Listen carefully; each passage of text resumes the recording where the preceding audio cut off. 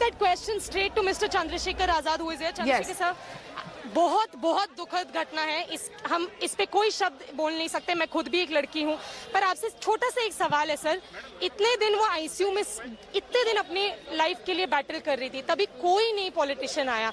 और आज कोविड का भी सिचुएशन इतना खराब भी चल रहा है। हो सकता है मैं हूँ, हो सकता है आपको कुछ हो। इतना हॉस्पिटल के अंदर भीड़ लगा है, डॉक्टर्स हाथ जोड़ रहे हैं कि बाहर प्रोटेस्ट करिए। आप लोग को सरकार पे गुस्सा है, बिल्कुल समझ आता है। पुलिस पे गुस्सा है, समझ आता है। हमारे पेशेंट्स को आप लोग उनको क्यों आप सिचुएशन को खराब कर रहे हैं? आप इस पे मुझे बताइए। किसके पेशेंट? आपके पेशेंट? मेरे नहीं पेशेंट है सर। डॉक्टर वहाँ पे मुझे हाथ जोड़ के बोल रहे हैं कि खड़े, ये पार्किंग है। एक मिनट दिखाइएगा। नहीं पार्किंग है। नहीं मैं बिल्कुल दिखाएंगे sir. Parking, Chandrashekhar ji parking है। अभी आपने खुद भी देखा, नहीं एक सेकंड, अभी आपने खुद भी देखा वहाँ बैरिकेड सब तोड़ के फॉरेंसिक डिपार्टमेंट के बाहर आ गए। मैं आपका गुस्सा समझ। कुछ बोले? 800 मीटर दूर है। बोले 14 दिन से कहाँ थी आप? 14 दिन से आप भी सर, मैं कहाँ थी वो आप एक मिनट सुनिए ना। आप भी कहाँ? आपने कहा सब लोग हम नहीं कराई है। आप ये बताइए, 14 दिन से कहाँ थे? आज तक के लोग कहाँ थे? मैं बिहार से लौटते ही परसों वहाँ गया था, मुझे नहीं जाने दिया गया। प्रशासन के लोगों ने रोका, भीम आर्मी के लोगों ने वहाँ एफआईआर करवाई। पीड़ित परिवार यहाँ बैठा, पूछिए। मैं ये पूछना चाहता हूँ, अगर पीड़ित परिवार को एफआईआर के लिए भी किसी की मदद की जरूरत पड़ेगी तो कौन सी कानून व्यवस्था उत्तर प्रदेश में? मुख्यमंत्री किस लिए बैठा है? पुलिस के लोग किस लिए बैठा, किस लिए तनख्वाह ले रहे हैं? मैं जो आपसे कह रहा हूँ सुनिए, अगर आप, मुझे गुस्सा पुलिस पे भी नहीं है, मुझे डॉक्टर्स पे भी नहीं है, वो है इस लायक और वो कर वो रहे हैं जो सरकार चाह रही है, क्योंकि वो उनके एम्प्लॉई हैं। आप जिनके एम्प्लॉई हैं, आप भी वही कर रहे हैं जो आपसे कहलवा रहे हैं। मेरी एक छोटी सी बात है सर, वहाँ बस एक दलितों को बोलने नहीं देंगी तो मैं आपके चैनल का बहिष्कार करूंगा। सर ऐसे दलित को नहीं बोलने दे रहे आप, ऐसी बातें पहले आप सुनिए। आप बोलिए, आप बिल्कुल। मैं सुबह से यहाँ हूँ, मैं परसों भी गया था वहाँ। मैं पहले गया। All right, we'll just try and get that communication back on with Chandrasekhar Azad.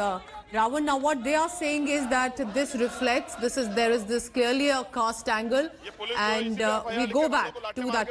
अभी मार रही है लाठियां, खूब लाठियां मार रही है। जिनको मारा गया ना, जिनको मारा गया वो हमारे संगठन नहीं है, किसी दूसरी पार्टी के नेता है।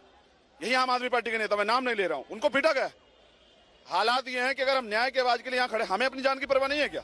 आपने मास्क पहना, मैंने नहीं पहना, क्योंकि मेरी बहन की हत्या हुई है। 14 दिन तक वो अस्पताल में लड़ी। जिला अस्पताल में जहाँ सुविधाएं नहीं है वहां वो जिंदा रही। हमने एम्स की मांग की थी। सफदरजंग क्यों लाया गया? सफदरजंग में जब लाया गया तो पीड़ित परिवार के लोगों को क्यों निकाला गया हॉस्पिटल से? उनसे को क्यों नहीं मिलने, क्यों कहा गया कि उसकी जान चली गई है? रात उसकी हत्या हुई है, हत्या हुई है, राजनीतिक हत्या हुई है, इसलिए हत्या की गई है कि कल वो चीख के न्याय की मांग करेगी। वो वाल्मीकि समाज की शेरनी थी।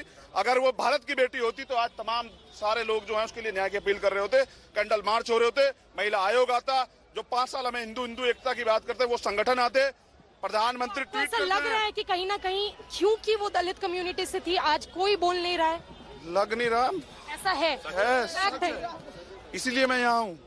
मैं कल बिहार था, हमारी इलेक्शन की प्रेस कॉन्फ्रेंस थी, मैं वहां से आया। मुझे पता था मेरी बहन की हत्या कर दी जाएगी। मैं लेट पहुंचा, मैं माफी मांगता हूँ खुद से। मैं दुखी हूँ कि मैं लेट पहुंचा, वरना इनकी औकात थी उसकी हत्या करते थे। रात उसकी हत्या की गई। हमारे लोग कह रहे थे कि हम अंदर रहना चाहते हैं। हत्या की गई है मतलब समझ नहीं पा रही। डॉक्टर्स बोल रही है कि उन्होंने वर्ल्ड क्लास लोगों ने, देखिए कल यहाँ पुलिस आई थी पीड़िता को लेकर, मेडिकल समरी नहीं लाई, डॉक्टर्स को नहीं लगा। कल एडमिट नहीं हुए। बोलिए आप क्या बोल रहे हैं? हमारी जो डॉक्टर से बात हुई है, डॉक्टर क्लियरली हमको कह रहे हैं, गया था परसों रात से मांग कर रहे थे कि एम्स लेके आ जाए। कल वो एम्स की जगह सफदरजंग लाए। सफदरजंग लाए, मेडिकल समरी नहीं लाए। डॉक्टर्स ने हमसे, हमारी बात हुई, डॉक्टर से कह रहे हैं कि हम पे कोई मेडिकल सर्टिफिकेट नहीं, क्या ट्रीटमेंट चल रहा है। पीड़ित परिवार के लोग डॉक्टर के पास गए, डॉक्टर ने कहा सब बाहर निकल जाओ। अब मैं बदतमीजी की मैं जानना चाहता हूँ, जहाँ इतना क्रूशल मामला था, पुलिस लेके आई थी, पुलिस सुरक्षा छोड़ के क्यों गई? किसके भरोसे छोड़ के गई? रात उसकी हत्या हुई है, 1 सेकंड का काम है उसका। वो वेंटिलेटर पे थी, उसका वेंटिलेटर हटाना था। ये सरकार ने हत्या करवाई है। चंद्रशेखर सर, ये काफी, इसकी सीबीआई जांच होनी चाहिए। चंद्रशेखर सर, ये बहुत बड़ा एलिगेशन है, क्योंकि मेरी अभी डॉक्टर्स जो टीम थी वो खुद भी रो रहे हैं कि हम लोगों ने पूरी कोशिश की आखिरी दम तक बचाने। बिल्कुल झूठ, झूठे लोग हैं। अगर वो था तो हमने यहाँ मांग किसके लिए बैठे? सुबह से हम यहाँ बैठे हैं कि ये डॉक्टर्स पे बहुत बड़ा एलिगेशन। अरे एलिगेशन नहीं, सच है। इसकी जांच होगी, पता लग जाएगा। पोस्टमार्टम जो है हो रहा है, हमने कहा कि पोस्टमार्टम के लिए एक बोर्ड बना दीजिए जिसमें दलित समाज के डॉक्टर्स हों।